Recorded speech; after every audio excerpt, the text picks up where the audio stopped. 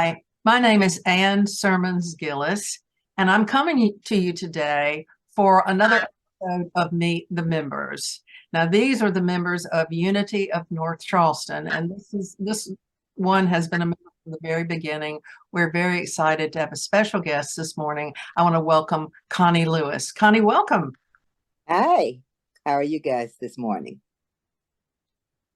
Well, I'm doing good. I don't know about everybody else. I hope everyone else is doing well. And I'm saying that this is a special guest. We all are special and unique in our own way, but I say that Connie is special because she is the daughter of the founder of Unity of North Charleston. And I hope you don't get tired of having people introduce you that way, Connie, because I'm sure that of your own right, without your mother or anything she's ever done, that you do not live in her shadow.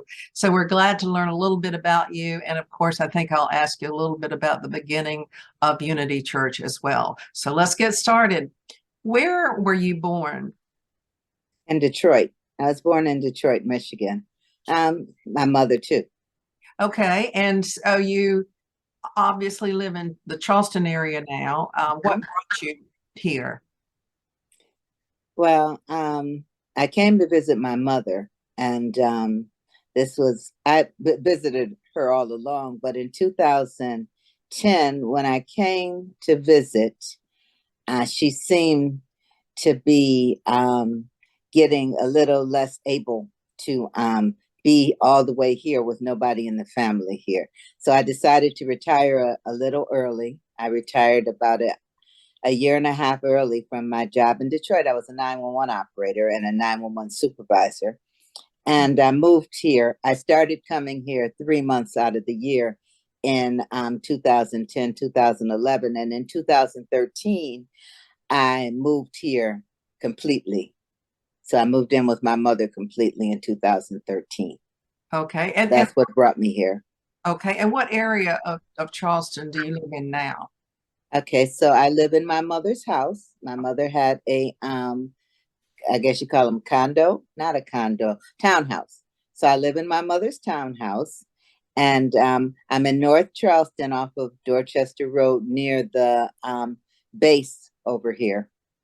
There's a not Navy, Air Force Base. So I live over here near the Air Force Base. It's a really great section. Okay, well, great. Well, are you married? Are you single or Um, I'm single. I have a boyfriend. I've been married twice. okay? Yeah, yeah. So And I do you have guess any? I'm not single. I guess you might as well say I'm married because I You're, have decided, yeah, I'm in a relationship. Is that good? yeah, you're He's probably going to see this, so I'm trying to be real careful. okay. Men. Well, yeah, you're partnered. Yeah. Let's say that. That sounds great. Yeah, you're partnered. Yeah, so that's a great thing. Well, do you have any children? Oh yeah, I have two sons, and let's see, I have a son that I'm 68, and my oldest son is 48, and my youngest son is 39. They're And exactly 9 years and 28 days apart. ooh, that's a So long. That's a lot. yeah, yeah, it's called the universe. Well, where do they live? They're in Michigan too. My Both of them live outside of Detroit. One of my sons is works for Chrysler. My sister works for Chrysler, the auto plant, and she got her children in, and she got my son in to work at Chrysler too. So that's a good thing. And my other son is a Teamster. He actually, during this pandemic, he was an essential worker. My oldest son. Okay. Ask me what he did. What did he do? He packs, wait a minute, he packs liquor to be distributed throughout the United States. They send out the liquor truck. So he was an essential worker. A liquor truck. So Yeah, the liquor truck. he dispatched them. Is that what you said? Yeah, he would they're in the distribution center. So they pack the trucks and send the trucks on to the liquor store. So he Okay. was an essential worker right up there with nurses and stuff. Oh, that's funny. Well, do you have any grandchildren? Yes, and don't ask me how many because I accept all of my grandchildren. And had I thought, now that I'm getting older, you don't think about these things, but now that I'm 68, people ask me this all the time. So I actually need to get that number down pat. So the next time You can't keep up with how many I grandchildren. know the next time somebody asks me, I'll have it, because when you say, okay, let me think, people look at you really strange. Oh my gosh, you must have a lot of grandchildren then. I think I've got about 9, and I've Oh, got 2 greats. oh my goodness. Well, Yeah, I that's think, quite well, a yeah, like I said, once you become affiliated with one of my sons, then you're my grandchild as far as I'm concerned, because kids don't know the difference in a relationship. So whether once I become your grandma, I'm always going to be your grandma. Oh, that's so sweet. That's so sweet. Well, I'm Yeah. going to switch gears a little bit from your family Mm-hmm. life to your spiritual life and ask, Mm-hmm. when did your spiritual journey begin? How did it begin? Hmm. When you told me that you wanted to interview me, and I said yes, I was thinking this is probably not going to be what was expected, because when you ask me a question like that, I don't believe that my spiritual life had a beginning.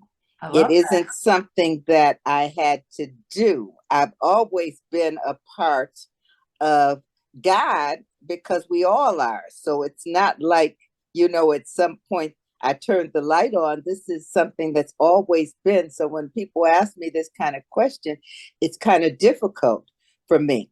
I can tell you when we discovered unity, but my mother's been in the African Methodist Episcopal Church. She was born and raised up in that church, and she played the piano for the church. So from a young age, was a part of church, and I knew that there is awareness behind everything that we are. So I don't even know how to describe it, because it's nothing that I've ever questioned. So I don't. When sometimes, people can have a way, like, you could probably explain, well, yes, this means this, and if you go to the Bible, then this. I've never had that, because I just always known that we're all a part of each other. You know what I'm saying? So it's hard for me to answer that question. Well, I think you answered it well. Oh, I okay, think good.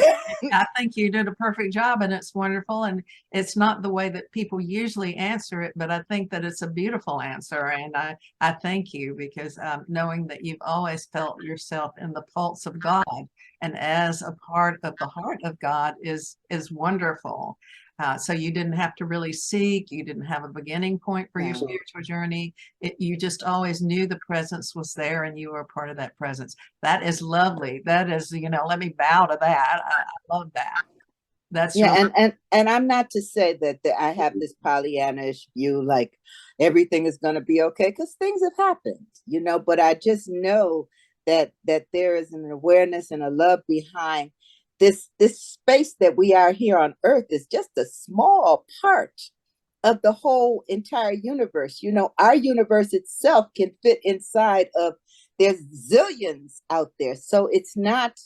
I I know that this time that I'm spending here is a infinitesimal speck of the time that my soul has existed, because my soul has always been. So it's kind of like I'm on a vacation down here, and I've decided, let me try it. Let me come see what this is about here, breathing this air and seeing these greens and stuff. And shortly, my vacation's gonna be over, and I'm gonna go back to wherever it is, or whatever kind of thing it is that I am, that I can't even conceive of, until I decide to go on another adventure, you know? that's beautiful. I was just heard a speaker that was talking, and he said that scientists have said that we've got 2 trillion universes. And, Yeah. here on Earth, we're just a small part of one. And you are speaking my language, because Yeah. that's the way I think about my life as well. I haven't thought about it as a vacation, but just a brief speck of consciousness appearing in the form of Connie, in the form of Anne. I think that's wonderful. And we will merge back into who we are with a more full awareness than we could possibly have in this consciousness. So thank you again for that. And as we're talking about that, we're going to segue a little bit into, I'm sure that you were talking to your mother and knowing about her getting the church started. So could you tell us some of your memories of that? For example, when your mother said she was going to start a church, what did you think? Okay, so this is kind of different, and because of my mother's path and because of the things that she's done, a lot of people ask me about her and her thought. My mother and I kind of discovered unity at the same time. I was 16, and 16 is an impressionable time, and we started. My mother started this through actually looking at and reading about Edgar Cayce. I'm sure you're familiar with Edgar Cayce, the Sleeping Prophet. So Oh, yeah, okay. So let me see. I was about 15, 16. So that would be, as for 54, 64, like in around 68, 69, 1969. So we started, a while back, and I started with Edgar Cayce too. I read his book when I was 13. yeah, yeah. So that's kind of where we started. And at the time, my mother was always very, very smart. My mother was always smart. She graduated when she was 16, and so she was always highly intelligent, and my mother's thing was always about when you learn something, you teach. And I don't know if that's a specifically my mother thing, but we that comes out of the African American experience and out of her family experience, because my mother and her sisters were really close. And they thought they could do anything, and they could, because this was also around the time where we had that "I am woman, hear me roar" kind of thing come up. And it's kind of funny. It might not be funny for your broadcast, but I'm going to say it anyway. I can remember my aunts, they all got married because at a certain time, my mother was born in 1929. So when she became of age, like in the 40s and stuff, the thing is you are a woman, you went to school, and if you were black, you had a job, and then you found a husband and you got married. So all of my mother and her sisters all got married around World War II. All of them got married around the same time, and all of them got divorced around the same time too. When we had this "I am woman, hear me roar" and so many other things opened up for women, so all of them got divorced around the same time too. They used to call them, people in the family, and especially husbands and men, used to call them those Thornton women, because they were stubborn and they wanted to do what they wanted to do, and that served them well, because as women, when we came into our own, and I don't know about not being able to come into my own, because I had my mother. So I never had that idea that I couldn't do something or that I had to do a certain thing. So I am so sorry, because I have wandered all over the place and have no idea what your question was. What Well, was your well, the question was just when your mother said that she was going to open a church in Charleston, South Carolina, what was your reaction? Oh, okay. Now, so my mother had already been gone, because I had been away. I went away to school, and I had come back home, and my mother had moved out of we were living in a two-family flat underneath my paternal grandmother, had a two-family flat. So my mother had been staying there and working full time and taking classes full time. So when I moved back, my mother moved out of her flat and moved in with her aunt and continued going to school full time When and you're go. saying going to school, do you mean that she was going to seminary like for Unity, or she was going to college, or what? Oh, okay, so my mother was a part of the first urban ministerial student class. I don't. Are you familiar with the urban ministerial students? Johnny Coleman? Yeah, was one of them. Yeah, Yeah. she was one of them. Then she went off to start something else. But Okay. yes, but they Ruth Mosley, Ruth, my mother, I my think I met, mother, I met her, Ruth Mosley. yeah, Yeah. well, she was minister of the Unity Church here in Detroit that my mother had started attending, Beautiful, and beautiful. Yeah. and she told the women that were there how she had always had in her mind to have a Unity ministerial school. So mom and the other ladies there, and probably Johnny too, helped her write up the paperwork to present to Unity in order to be authorized to have an urban ministerial school. So what that meant was, instead of people having to go to Unity Village for 2 years, they were able to go to school at night and take classes here at in Detroit for 2 years, and just go to Unity for, I think they might have gone a month each year, for 2 years. Then they only had to be at Unity and Lee Summit for a year. Mhm. So when I moved back, For a month. You mean not a year, but a month. You said what do you said they only had to be at Unity for a year, and I think you meant a month.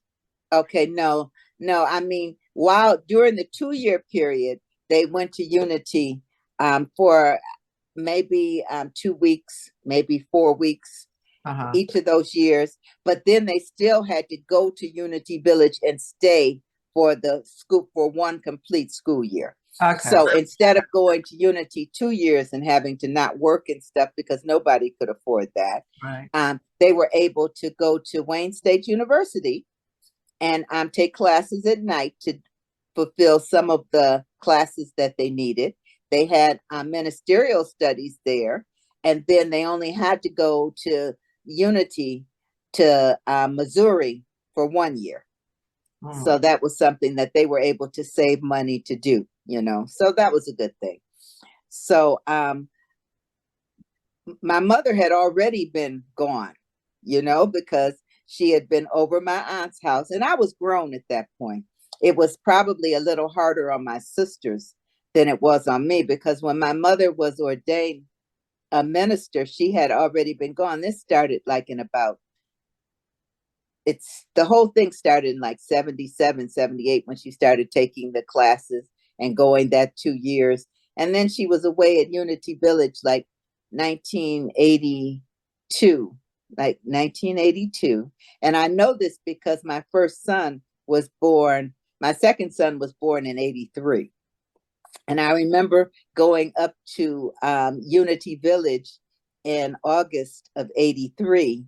And I was pregnant with my son. I was like 8 months pregnant at the time. Might not have been August, it might have been June. I can't remember, but going up there for her ordination. And then, of course, you know, she wasn't ordained. No, I don't know. I didn't know. Oh, yeah, she wasn't ordained. It was awful. You know, we was mad about it because Uh-oh. they decided that they didn't think she would make a good minister. So they didn't ordain her. They licensed her, but they didn't ordain her. So she had to come to her family and all of us that were there for her ordination to tell us that she was not being ordained.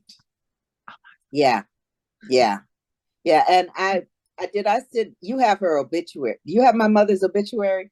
Not with me, no. Oh, okay. So I wrote about that because I took it straight from her writings about how she felt and how she prayed to God at that moment to find out why, what she had done wrong.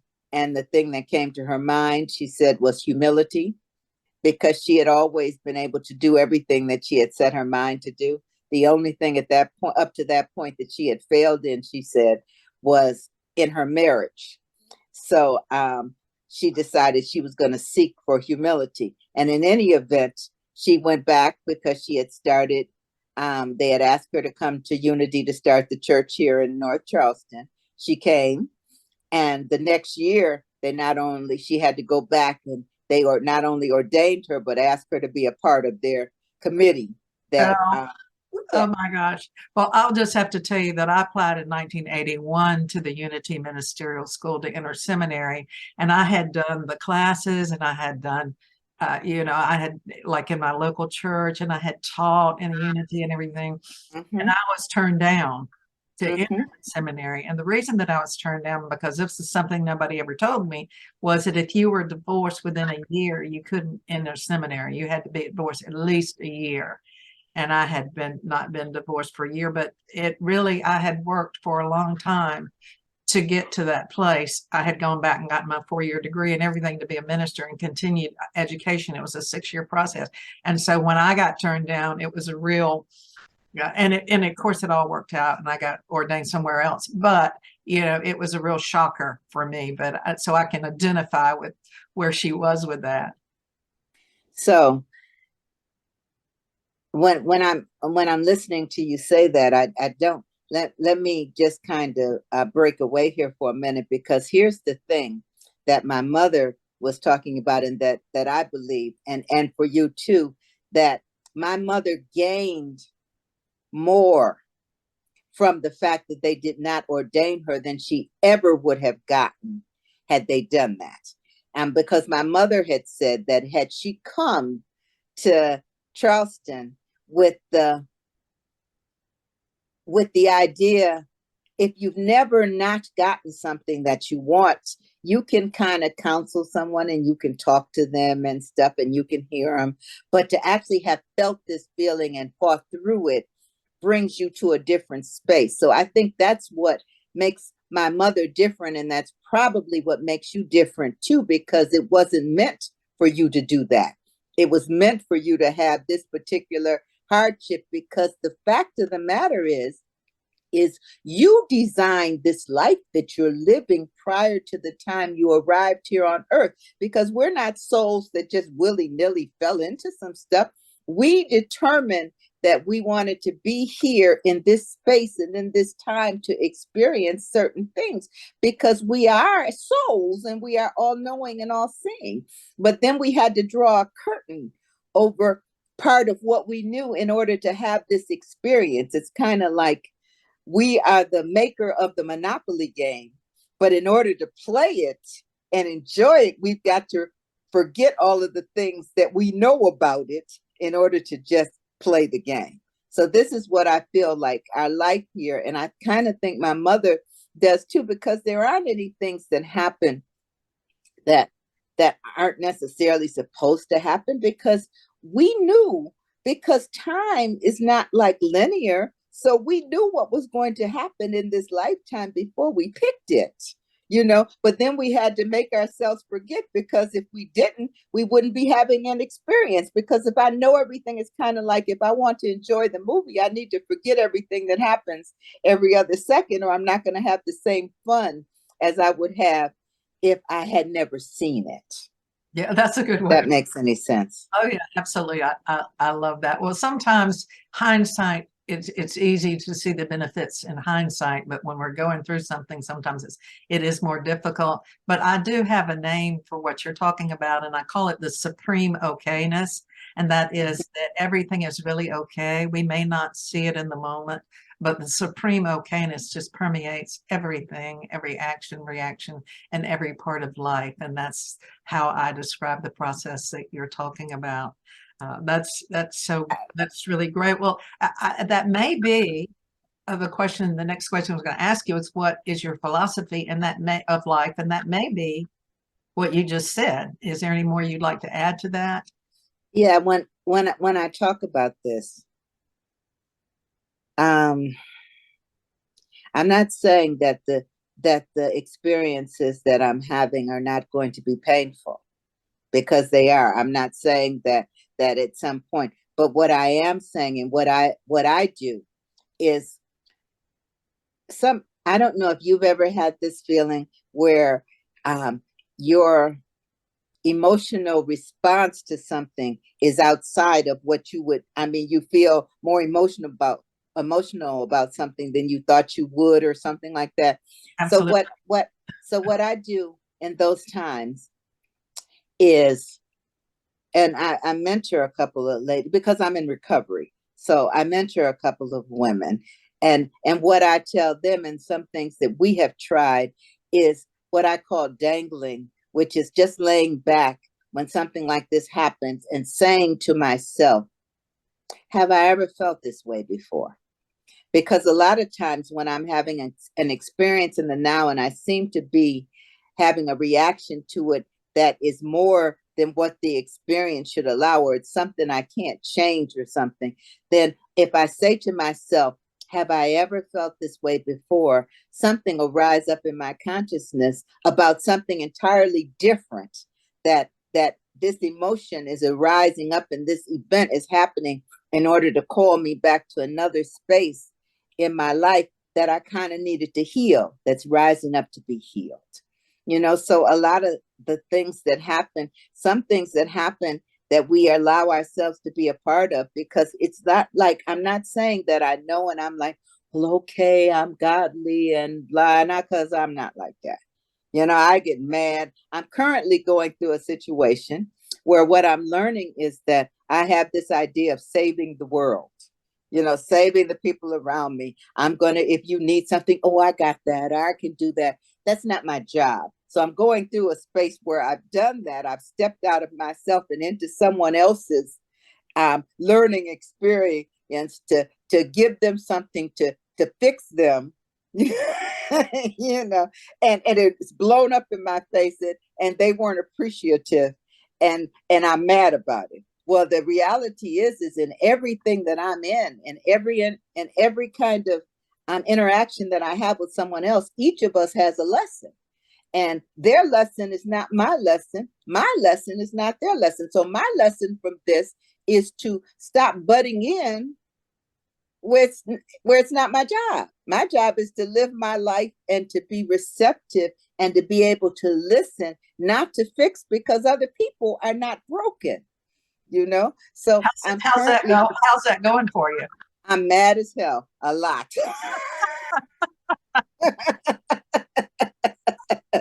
Oh my goodness. Well, I have this thought, and that is if somebody's standing on the edge of a cliff and we don't, we go and we don't want them to fall, so we go and hold on to them. Well, Mm-hmm. the only problem with that is if they ever wanted to step away, they can't, because we're in their way. They can't step back. So I like that. if I they like that. step back, they can step back. But if we don't step away from them, they can't choose to step back. They're stuck on the cliff. One more thing, when you said that, it reminded me of another thing, that there's this thing about life people that are lifeguards, and how when there's somebody that's drowning, how, and I use this in recovery a lot, and not about lifeguards, but about if I'm on the sand and I see somebody walking into the water that can't swim, and they're going out into deep water, and I know they're going out into deep water, and you're hollering, hey, you're going out into deep water, and they keep walking out into the water. And so I'm on the bank and I'm looking this, so I get into action. I go running out into the water and running it and slogging through, and I get them right before their head goes under, and I stand underneath them so that they're standing on my shoulders, and I bring them back to the bank, and I'm so grateful because I was able to save them. And then this fool goes and walks straight back into the water because they never knew they were drowning, Uh, because I ran in. yeah, that is a good one. That is a good one. Well, do you moving in a little bit different direction again, and that is, do you have any favorite books or authors you like? um there are different books that have now it's strange that you should ask me this, because there are different books that have made an impact in my life at different times. um like i think I think the guy is Mark Nepo, who wrote this book. He was sick, and he wrote a book of sayings every day, and he had a real big impact on my life, and stuff, and some of the things that he said, like he would talk about, um he was having, I think he had cancer or something, so he was going in and he had to have these really painful shots, when he went to the doctors, and he hated these shots. So he would start thinking about, like, he had a doctor's appointment a month away, and he'd be thinking, oh my God, I've got to have this shot, oh Jesus. And like the week before, he'd be thinking, oh hell, and so I'm sorry, I didn't mean to cuss, in 7 days I've got to go have this shot. He'd get to the office and the nurse would come and he's like, oh God, here it comes, this awful shot. The nurse would come in, swab him down, and she'd say, are you ready? And he's, oh, Jesus. And then she'd go, push, and it was over. 1 second. And he wasted his whole month thinking about some stuff. So that had a real impact on me. Not that we can stop stuff from happening, but sometimes we waste our whole lives thinking about something that may or may not happen, instead of, if something bad is happening, how about I just wait till it happens before I get upset? That had a real influence And I'm on going to me. go over, I looked it up while you were telling that. And I think that Uh-huh.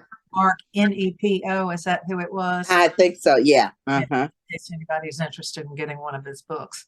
Yeah. Then there's this other book about this gorilla. Did you know what I'm talking about? I'm trying to think of the name of this. No. Uh, okay. Had I got these questions, I probably would have wrote down the book so I could tell you. It's about this gorilla that thinks, that's conscious and is having a conversation, and the kind of things that the gorilla sees about man, um, that that really had an impact on me. And I'm just going to say, because I don't know, I know I'm talking a lot. Oh, but this is an interview, so I guess this is okay, huh? Yeah, well, the thing, if you come up with the name of that book, I can Mhm. put that in the comments underneath the video. So please just let me know that. And Oh, I'll good. and, Okay. and I can put that book in case people are interested in getting that. Okay. Yeah, and the thing about it is, these are things that happen. My mother, the good thing about my mother is, when she was seeking, I was in that impressionable age. I was 16, and I have always been a seeker too. So this made me kind of helped guide me in different things that I might not have found by myself. So I was able to start reading and looking at the same kind of things my mother was reading and looking at. So it made it really great. It was kind of like being on an adventure. So we shared this adventure, So you kind of, sort of. have a synergistic relationship with your, Yeah. yeah. And so again, moving to in a little different direction, and that is, do you have any particular passions or hobbies now?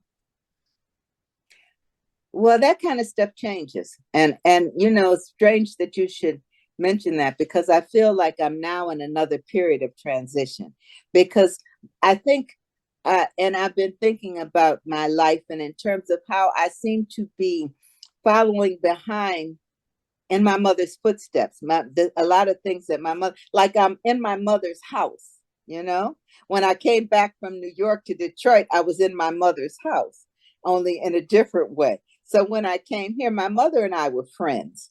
And sometimes she got on my last nerve, and I know I got on her last nerve too. But we had a companionship, which is what I seek. So the kind of things I like to do now is, I like to make cups, um, different kind of cups, and this is just one of them. But I also make, um, so I've made photo books. I've gotten into a habit of making this. I kind of like to travel. I'm going to Cape Town, South Africa in March. But when I travel, I like to not necessarily go, like, people ask me, are you going on a safari? Absolutely not. I don't like mosquitoes. I do not like bugs. And my mind tells me that I'd be the one on the safari with that crazy person that wanted to pet the lion who got everybody eaten. You know? But anyway, so I like to kind of travel. I like to get in my car. But now I'm in my mother's house, so I've got all her things, and it's about trying to sort through this stuff. So I need to sort through some stuff, and some days it goes well, and some days not, because you can pick up something and it has such significance to you, and that you want to keep it. But the reality is it's not significant stuck in a box. So I'm in that point of um, giving away and letting go of stuff, and making sure that my sister and my brother have whatever stuff they want, and making sure that what I've done is, I also like to digitalize pictures. So my mother's uncle was a photographer, and he had lots of pictures. And I've digitalized a lot of them, so that all of us could have them and they don't just stay in boxes and get bad. So I went through a period of doing that too. So I've got a whole bunch of stuff. Plus, I'm just a have you ever heard of that jack of all trades, master of none? Because I'm retired, I'm constantly finding little snippets of stuff that, oh, let me look at this, and oh, because I can, So I'll be telling my grandkids some stuff, and they think I'm a whiz because I have time, so I can look up stuff on how this works and what this does, So I'm just doing it, and then I have in recovery. I have 29 years in recovery from I'm alcoholic. So I've been in recovery for 29 years. It'll be 30 years in September. So in the recovery community, I mentor some people, but I think a lot of that has to do with my unity background, because what I try and bring with me is this idea of where we put our focus, whatever it is we focus on grows. So we need to start focusing on what we do right. Because I need to focus on what I want more of, not what I want less of. So people are always talking about, oh, I should do this better and all blah, blah. But it's not about that. It's about being a human. It's about focusing on what it is we want to see more of. It's about figuring out where I am in this moment. It's about taking all of the juice out of this moment that it has. It's about being okay with me and learning to love myself. So this is where I'm focused in everything that I do. Sometimes better and sometimes not, but it's okay. It's okay. As long as I'm living, there's another day, and we can keep going at this, biting this apple until we chewed it all up and it's over and I'm ready to move on to another adventure. I don't know if that made any sense. Absolutely. Progress, not perfection, I think is what they say in the 12-step program. And you said much more than that as well. And I just wonder if there are any words of advice or anything else that you'd like to say that maybe we hadn't covered now before we close.